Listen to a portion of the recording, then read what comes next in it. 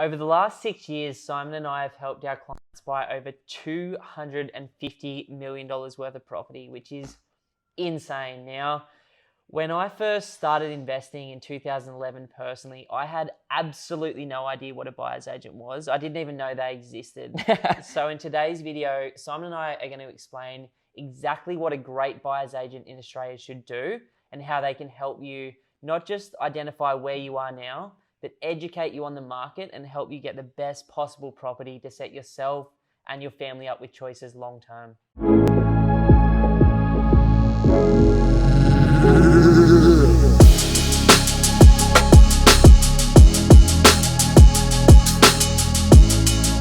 And I think that's really a big difference between like a great buyer's agent and just the average buyer's agent as well, is that market education, that strategy generation as well. Like, it's less about just buying a property for the sake of buying a property, and it comes from much more of a purpose as to like, why are we actually investing in real estate? What is this property expecting to do for me and my family in the future? And that's where we always try and base our strategies from, and that's where we try and base our guidance from as well when people are developing the right strategy to identify the right property to buy. I love that, man, because property at the end of the day is really a vehicle to get you from where you are today to financial freedom in the safest and shortest possible period of time, so that you can do what you really want to do. Because as much as I love, and I'm sure a lot of you guys love what you do, or like parts of what you do, or like the money from what you do, I'll tell you what, like I wouldn't mind surfing 4 or 5 days a week, doing yoga, spending more time with my kids, like dropping them off to school, being able to go on more vacations and do meaningful work that's in line with my true values as well as work, you know what I mean? Yeah. So I think that's what property really is. And I think the process always starts with any great BA or buyer's agent from that very first call or strategy session. Now, heaps of people call it different things: a free consultation, a map session, an ideas session, a strategy session, a discovery session. But at the end of the day, it's really about identifying where you are right now and where you'd like to be in the future, realistically looking at what's holding you back and your current challenges, and then starting to educate you on the market so that you can slowly build that confidence and step forward. Now, a great buyer's agent should not want anything from you on that call. It should be really about giving you as much value as possible so that you can either go and smash it on your own, or maybe you can work with that partner or another one down the line. Yeah, and you know, during these strategy sessions, I really like to try and find that value alignment between myself and the person on the other end of the line as well, because, you know, as we're saying, property is that vehicle, but we really like to try and implement a strategy that's going to be in line with your values. It's going to be in line with your purpose, because it's a long, grueling process to get to financial freedom. So you really need to be working with people that you get along with, that you can have an open discussion with, where, you know, it's a bit more of a partnership and less of just a one-sided relationship where I'm shoving properties down your throat. Well, I always say, like, it's a 15-year relationship, and so you're going to want to have fun. But, you know, there's 2 things that I think are important when you're finding that right fit for yourself. One of those things is that values alignment that Simon talked about, and is that person like someone that you can hang out with and would be friends with? But also, does that person know their shit, and do they have the runs on the board to be able to deliver for you? Because there's nothing like a passionate person that doesn't have results or know what the hell they're doing to take away and lose your money quick. So you want a person with a proven track record. I think in our team alone, internally, I think the combination of the team has bought well over 30 or 40 properties for ourselves now, and let alone for our clients. Yeah, and all in the exact same places that we tell our clients to buy in. So we put our money where our mouth is, fortunately, and I think a lot of buyers agents do that as well. But then from this first strategy session, you know, with us, then we generally move into a far more detailed, deeper strategy session as well. And this is where we're really identifying a longer term plan, kind of reverse engineering back to a shorter term plan to identify the market, the pocket of that market, a small handful of suburbs that we're going to be focusing on, a specific type of property, and also a price point. So it's going from the high level discussion that we have, and then really making that strategy specific to the individual's goals, situation, and longer term expectations. I love that, man. So let's say you're looking at all of Australia at the moment, and then you go, well, I'm going to buy Brisbane, I'm going to target the northern beachside suburbs in Brisbane. I've got a budget of 650K. I want a 600 square metre block, something walking distance to the water, something that's tenant ready in good condition that you don't have to touch for 5 years, that's going to give me X amount of rent return per week. And that's how granular it should really get before you even start looking at properties. And then from there, what we like to do is another education session, which breaks apart those suburbs. So let's say you've reduced it down to 3 suburbs. You want all of the high level, 40 top level indicators that we pass on to people, and a good BA should. Then all the demographic data, the infrastructure data, every sale from the last 12 months, all of the comparable and recent sales to your goals, all the comparable and recent rentals.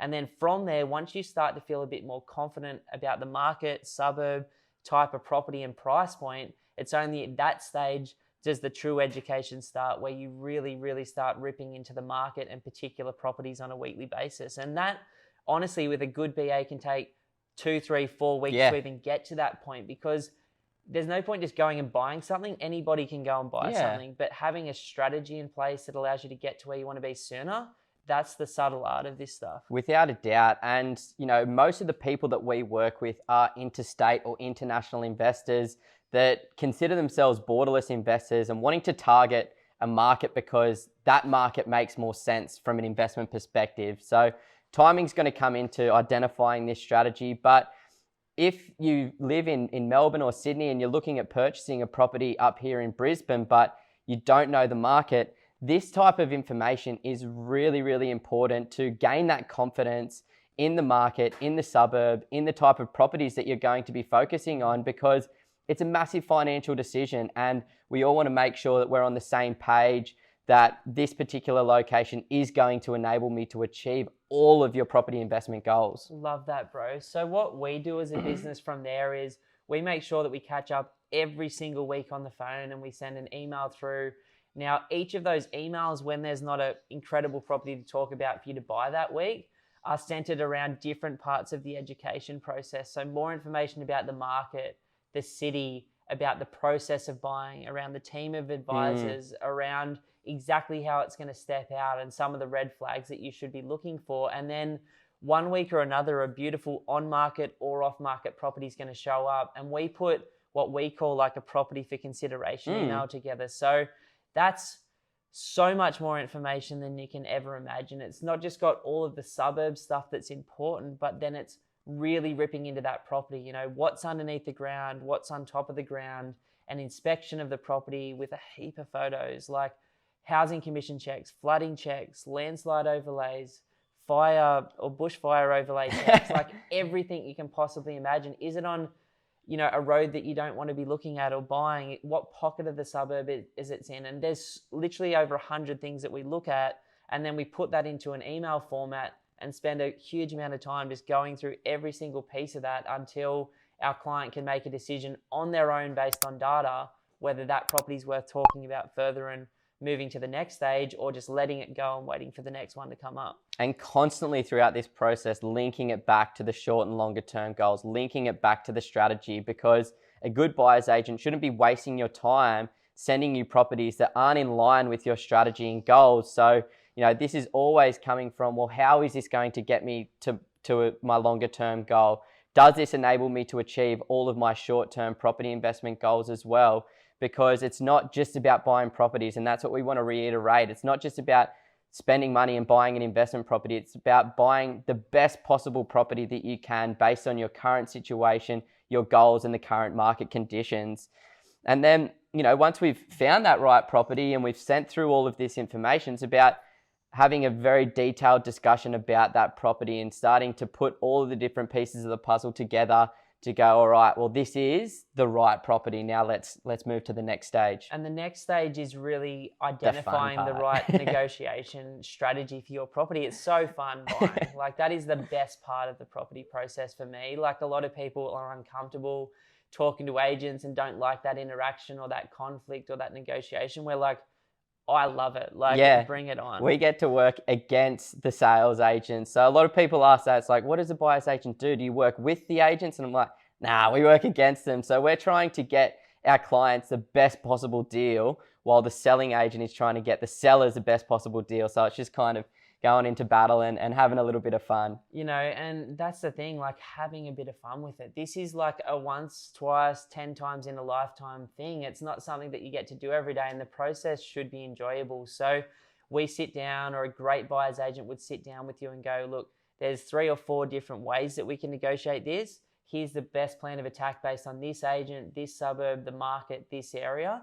Let's have a crack at it. And then from there, you're either going to be successful with the negotiation process or you're not. And if you're not, there's plenty more fish in the sea. You just go back to education and find another one. Or if you are successful, that's when we move into deep due diligence. Yeah, exactly. So depending on where you're buying, there's going to be different due diligence clause required. But, you know, for us, we always like to throw in, you know, a 14-day due diligence clause. We like to throw in a 21-day finance clause and a 14-day building and pest to give us that time to dot the I's and cross the T's. And this is where a good buyer's agent should introduce you to the necessary team of advisors, like a great solicitor local to the market, so they can support you through the entire settlement process and help negotiate with the selling solicitors to help facilitate that settlement, to, you know, work with your mortgage broker as well to get all of those funds ready to rock and roll, just to make sure that you don't have to read those contracts yourself and interpret them, because there's so much of legal jargon in there that you just don't know what it means. So you've got to have a great solicitor supporting you. Then you got your building and pest inspector as well, which I love the building and pest inspections. It's scary because you start to see all the problems with the property, but I see that as more as an opportunity, because it's like going through a property with a fine-tooth comb and understanding every single little nook and cranny inside the property, inside the roof, outside the property, any pest issues, any water issues, any termite issues, any maintenance items that need to be rectified before you rent the property out. And a good building and pest inspection should come with a 50 to 100 page report attached with it. Oof. Super fun, right? I remember the first one that I ever got. It's like Christmas Day, because I bought the property on like the 23rd or 24th. And then and I'm like, Ben, it's like a 180 page long building and pest inspection. And he's like, far out. And I'm like reading through it, and he's like, man, just these few things is what actually matters. So what I like to do once you've got that report is just give the building and pest inspector a call. Hey, is there anything that I should really be worried about? And would you personally buy this property in the current condition that it's in? I love that, man. Like, other partners that I think are important is a great property manager. On other properties, you might need a builder, or a town planner, a certifier to have a look. You might need certain trades.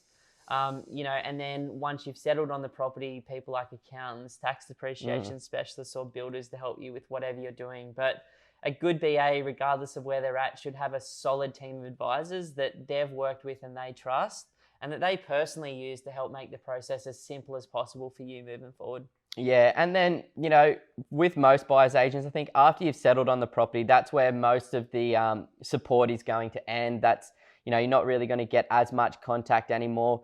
But for us, we sort of offer a little bit of an additional service on top of the BA, which is just ongoing support and mentoring. Now, this isn't for like a weekly or a monthly call to catch up, but maybe a biannually or an annually call where we have a quick 20 to 30 minute discussion to give everybody a bit of a market update. How's the Australian property market moving at the moment? Where do we see value? How is your portfolio working? What is the next step? How can we begin planning for the future? Because it's a journey, as we constantly say, it is a journey to achieve financial freedom, and you're probably not going to get there with one property. So you should be able to find a buyer's agent that is going to be willing to support you through the entire process and keep you updated with what's happening to make sure that you're making the right decisions at the right time. I love that, man, because it is a journey, and it starts with buying the properties that will give you financial freedom down the line. And then the next process is paying off the debt and then enjoying your journey at that stage. And then the last part is you're financially free. Now do with your life whatever you want to do with it for the future. And I think a good BA should always be thinking about the granular, extremely detailed process stuff, plus the bigger picture of how that connects to where you want to be. Now, there are so many good BAs in Australia. In terms of researching, finding out information, I think it's important, and a great BA should be able to give you the names and numbers of previous clients, testimonials, reviews. You should be able to look them up on Google or Facebook and see plenty of people saying good things and negative things about them, so you can get a whole range of different ideas.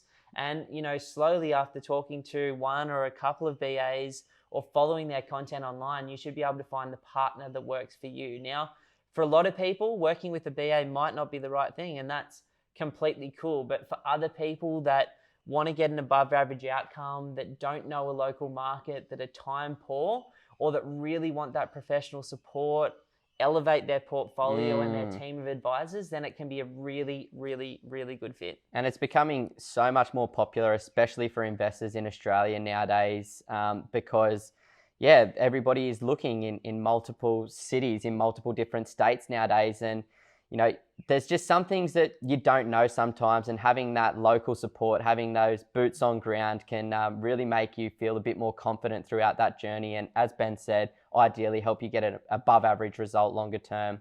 Now, one of the questions that people constantly ask us is like, how much does an average buyer's agent charge? Now, there's a whole lot of one-man bands that are working out of their wardrobe at home, trying to do their best. That's how we started. And I love it. Like, the Bezos style. Bezos, pull the boots up and go hard. And then there's, buyer's agents that have gone from, working with themselves to getting a whole team of people around them to support. So, buyer's agents can charge anywhere in Australia from around $14,000 to about $20,000, depending on the city, the value of the asset, and the type of property. Which again, for some people is extremely affordable. We've got clients that have bought 6, 7, 8 properties with us in 12 months. And then you've got people that are like, no, I don't want to pay that money. I'll continue to, learn through my own experiences and go to the market that way, which is absolutely cool. Yeah, you shouldn't be getting pressured from your buyer's agent, because it should be a bit more of a partnership. And, on that, I think, all different buyer's agents have different payment structures as well. Some charge a small fee up front and then the remainder throughout the process. Most charge 100% up front.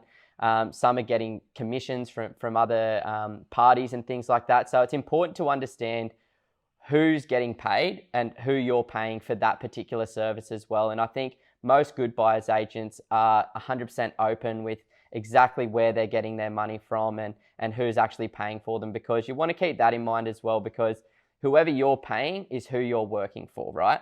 100%. So, regardless of where you're at in your journey, whether it's just learning a bit more about BAs or you're finally ready to engage the right partner, we wish you all the best with it. For those of you who like the idea of what we do and our values, that have been following our content for a while, that do have a deposit or some equity and they're ready to roll, please jump over to the website, www.pumpedonproperty.com, book in a strategy session with one of us at our team. We can talk about where you are, where you'd like to be longer term. We can fully educate you on the market. And then, as we said before, you can take that information and go and absolutely smash it on your own. Or maybe you can become one of the small number of people that we work with each month. But either way, we truly wish the best for you and hope this video has helped fill in some of the gaps around what a BA actually does and how much they charge. Thanks so much, guys. Sweaty. So sweaty.